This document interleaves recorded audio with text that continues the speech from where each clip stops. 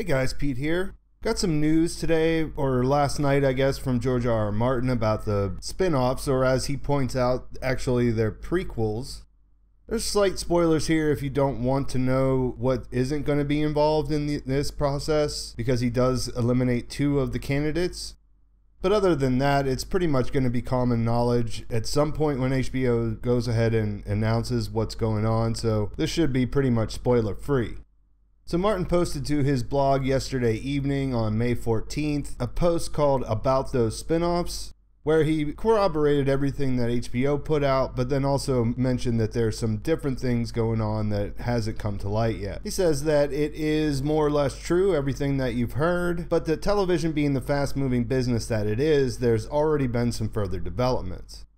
As mentioned, he said, for what it's worth, he doesn't especially like the term spin-off because it doesn't really apply to these new projects. What we're really talking about here, he says, are new stories set in the secondary universe, to borrow J.R.R. Tolkien's term. The secondary universe of Westeros and the world beyond, the world he created for A Song of Ice and Fire.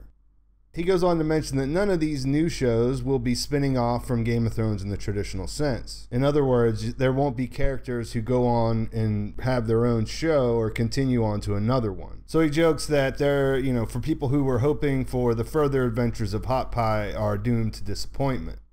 Every one of the concepts under discussion is a prequel rather than a sequel, and that some of them may not even be set on Westeros. Rather than calling them a spin-off or prequel, however, he prefers the term successor show, and that's what he's been calling them. He says that he has been involved, and has been for months. He had his first meeting with HBO about the possibility of a successor show back in August, when he pitched them 2 possible series. What's interesting about this is that one of them is among the concepts being developed, and another one that he wanted to do is not. In the months that followed that meeting, other writers were brought in, and they pitched other ideas. Ultimately, HBO decided to go ahead with 4 separate developments to be written by Max Bornstein, Jane Goldman, Brian Helgeland, and Carly Ray.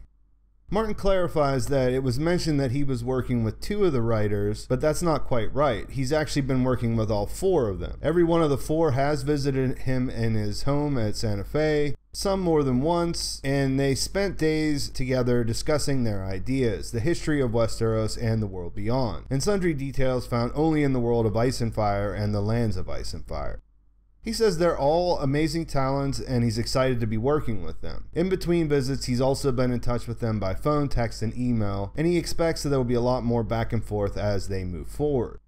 The first big thing that he dropped is that there's more. They had 4 scripts in development when he arrived in LA last week, but by the time that he left, they had 5. They had added a 5th writer to the original 4. He won't give the name. He says HBO announced the first 4, and will no doubt announce the 5th as well once that deal is closed. Martin says that he is a really great addition, so we know it's a man. He says he's a great guy and a fine writer, and aside from me, and maybe Elio and Linda from Westeros.org, he says he doesn't know of anyone that knows and loves Westeros as well as this guy does. That is pretty interesting.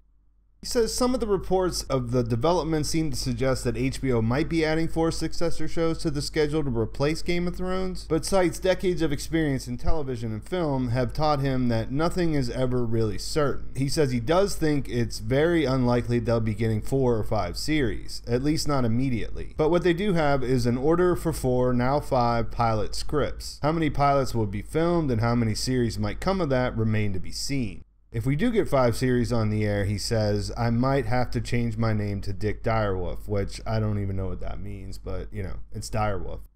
He says that the one goal that everyone involved here shares is that these shows should be just as good as Game of Thrones itself, which is no easy task. David Benioff and Dan Weiss are a tough act to follow, as all those Emmys demonstrate. I can't tell you what the shows will be about, Martin says, and then he clarifies saying he could, but he won't, but he will tell us a couple things that they won't be. And this, he says, will disappoint some of us, and that he thinks it's better to do that now than later.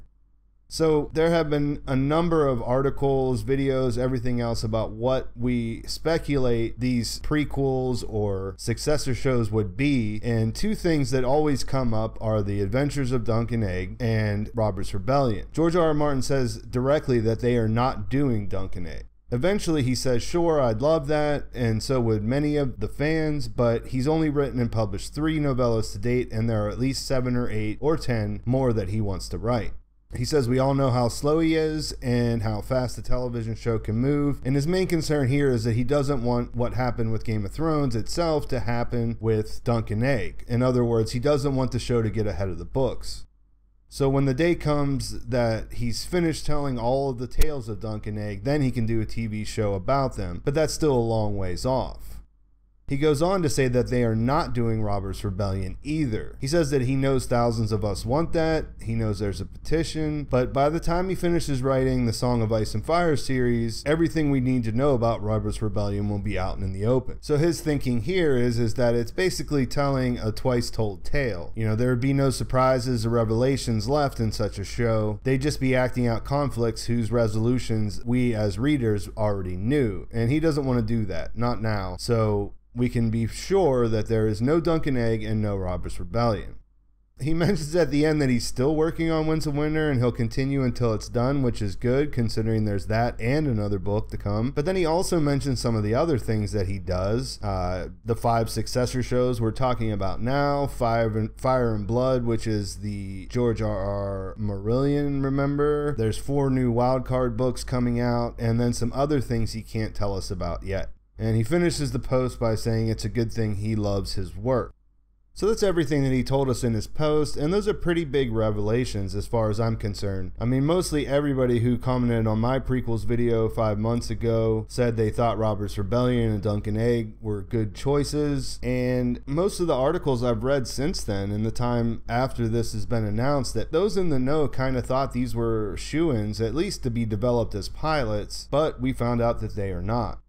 So what does that mean? I mean, they're making 5 different successor shows. They're writing and possibly developing 5 different pilots, but 2 of the most likely adaptations we thought we saw coming are out of the running. It sort of brings up more questions than it answers when you think about it. Yeah, like we don't know more than we did a week ago, that's for sure. I mean, what makes the most sense here? I think that the Targaryens and the Starks are the most popular and recognizable families in the running. Obviously, there's a long history in both families. The Targaryens are kind of written about more, at least in the world of Ice and Fire, because they were the kings, and there's a listing of all that. We also know that he's writing a story that's a historical story, not like the ones that he makes like the novellas or the main series, more like the Dance of Dragons, but he is doing that about 2 of the early Targaryen kings, so he's been working on that. Maybe that figures into this.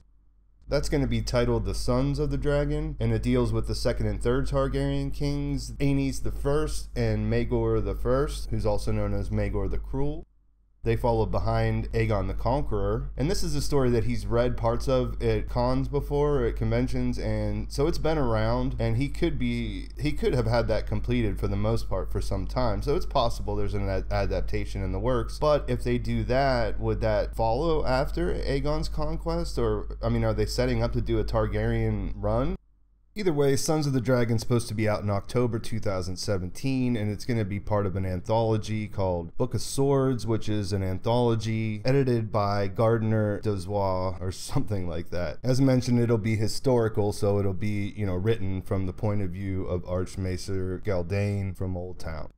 I think a lot of people think that Dance of the Dragons is going to be something that is going to be developed. It seems really expensive and crazy to me, but seems all the more likely now since we know that Robert's Rebellion is not in the works.